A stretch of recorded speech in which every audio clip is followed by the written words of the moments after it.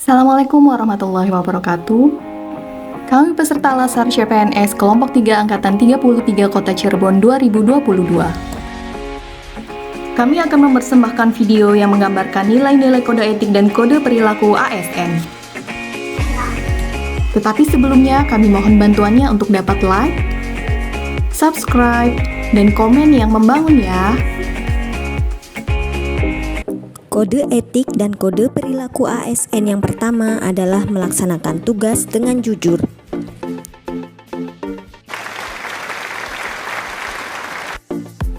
Bertanggung jawab dan berintegritas tinggi. Kedua, melaksanakan tugas dengan cermat dan disiplin. Di antaranya melaksanakan upacara atau apel, menyelesaikan tugas tepat waktu dan lengkap, serta absen tepat waktu. Selanjutnya yang ketiga adalah melayani dengan sikap hormat, sopan, dan tanpa tekanan. Setiap masyarakat yang membutuhkan, kita layani tanpa perlakuan diskriminatif. Mengikuti apel merupakan penerapan dari kode etik dan kode perilaku. Melaksanakan tugasnya sesuai dengan ketentuan peraturan perundang-undangan.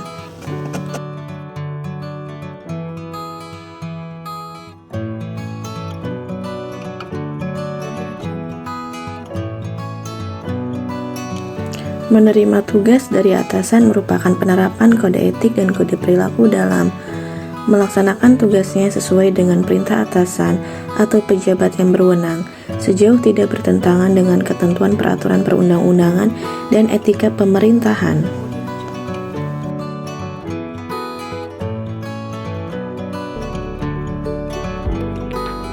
Menjaga kerahasiaan yang menyangkut kebijakan negara, termasuk juga di dalamnya yaitu rahasia yang menyangkut tugas dalam jabatan di instansi. Seperti seorang ASN tenaga kesehatan harus merahasiakan kepada pihak luar terkait pasien yang ditanganinya. Seorang petugas pajak yang merahasiakan informasi dan data wajib pajak secara spesifik, serta dokumen-dokumen yang bersifat rahasia yang dimiliki oleh pemerintah pusat atau daerah serta instansi hanya boleh diketahui oleh pejabat atau pegawai ASN yang berwenang. Menggunakan kekayaan dan barang milik negara secara bertanggung jawab, efektif, dan efisien.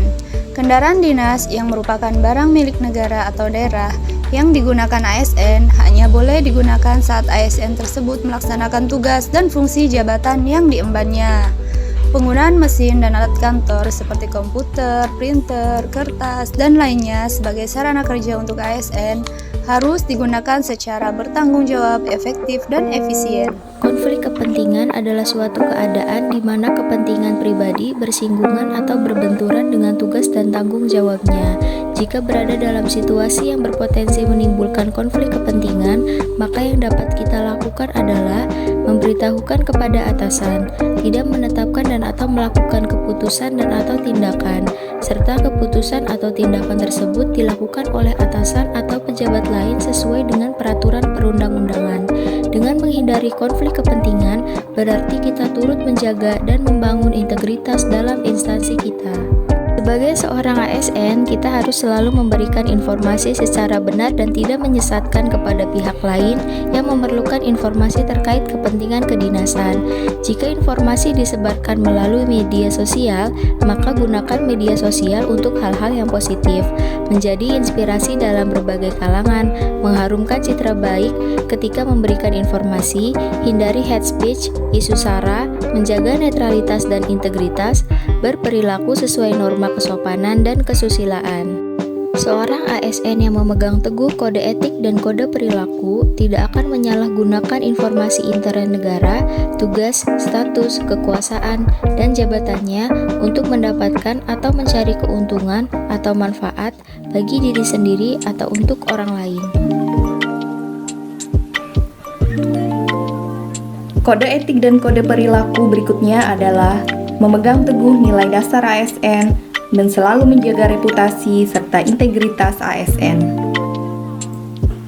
Melaksanakan ketentuan peraturan perundang-undangan mengenai disiplin pegawai ASN.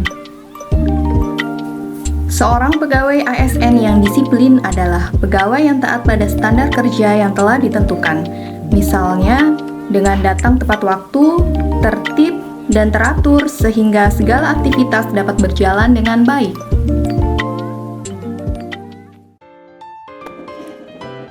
Demikian yang dapat kami sampaikan. Semoga bermanfaat. Wassalamualaikum warahmatullahi wabarakatuh.